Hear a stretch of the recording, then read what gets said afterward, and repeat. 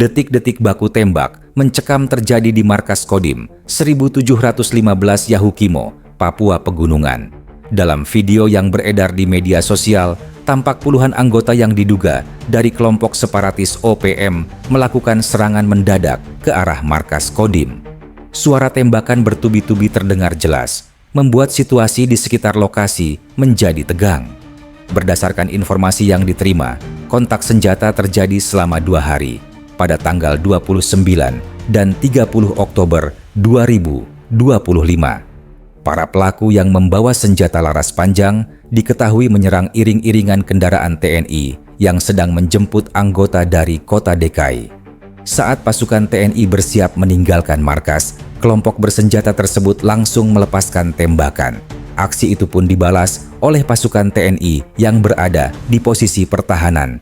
Barisan penembak jitu dan sniper dari Kodim 1715 Yahukimo langsung membalas serangan hingga terjadi baku tembak sengit di sekitar area markas.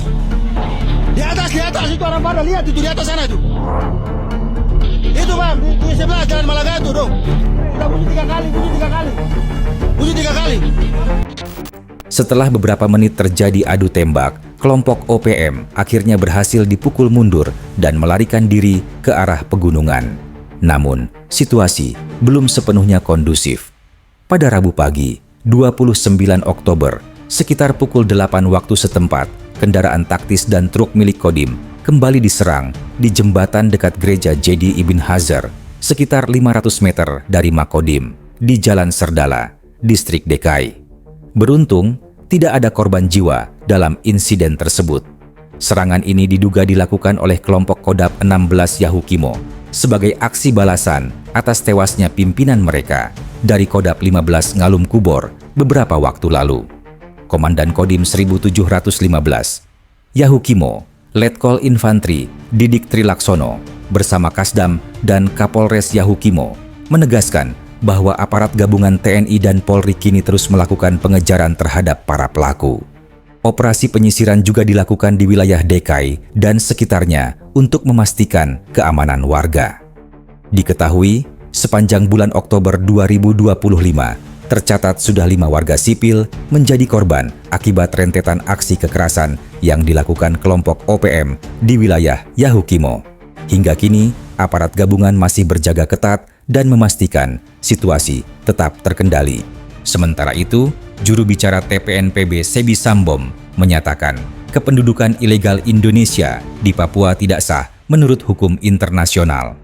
Sejak tahun 1963 Irian Barat atau yang kini disebut Papua telah bergabung dengan Indonesia. Namun kebenaran sejarah dan prinsip hukum internasional menunjukkan bahwa pendudukan ini tidak sah secara moral maupun hukum menurut juru bicara OPM tersebut. Selamat sore kepada semua pihak, terutama kepada pejuang dan rakyat bangsa Papua, dan juga kepada warga progresif Indonesia, juga kepada warga Indonesia yang bingung. Pada hari ini, tanggal 31 Oktober tahun 2025, saya Sebi Sambong, juru bicara Komando Nasional Tentara Pembebasan Nasional Papua Barat, dari pengendali manajemen markas pusat, kembali melakukan suatu edukasi tentang keberadaan Indonesia di Papua. Ya, banyak orang menulis, banyak orang mewartakan, banyak sejarawan menulis buku tentang sejarah Papua. Tapi tidak mengurangi semua itu, kami juga perlu sampaikan, terutama kepada bangsa Papua dan bangsa penjajah atau kolonial Republik Indonesia.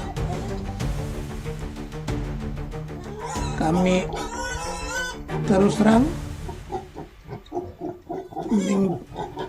memberitahukan kepada orang Indonesia yang terlalu sombong dan arogan, yang terlalu sombong, yang jahat, bahwa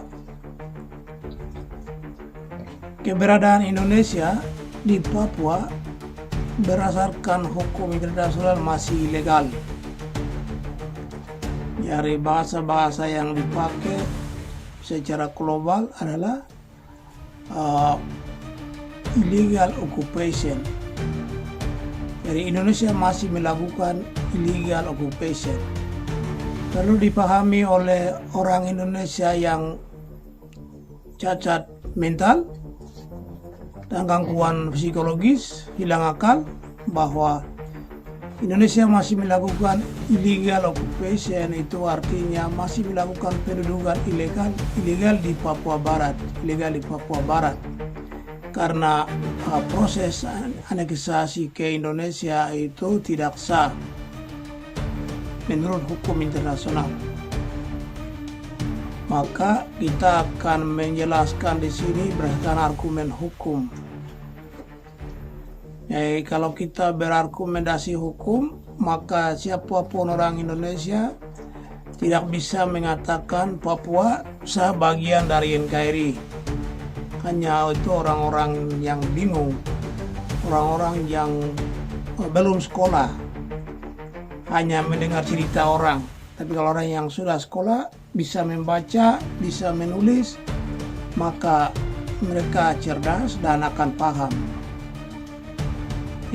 Jadi proses aneksasi di sini kami menyimpulkan bahwa Papua itu tidak berintegrasi.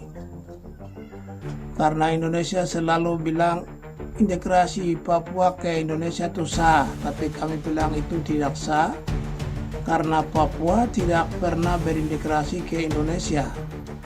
Yang pernah berintegrasi ke Indonesia itu Timor Leste, tapi mereka sudah berjuang dan keluar dari Timor Indonesia yang jahat. Papua belum pernah berintegrasi ke Indonesia, artinya orang Papua tidak pernah mau bergabung di Indonesia, tapi aneksasi itu dalam bahasa Indonesia mengatakan itu diintegrasikan. Jadi Papua tidak pernah berintegrasi, tetapi diintegrasikan. Itu artinya Papua dipaksa dengan cara-cara yang licik, penuh manipulasi dan dengan penuh teror dan imitasi melalui pembunuhan, pembungkaman dengan menggunakan senjata. Ini yang pernah dilakukan.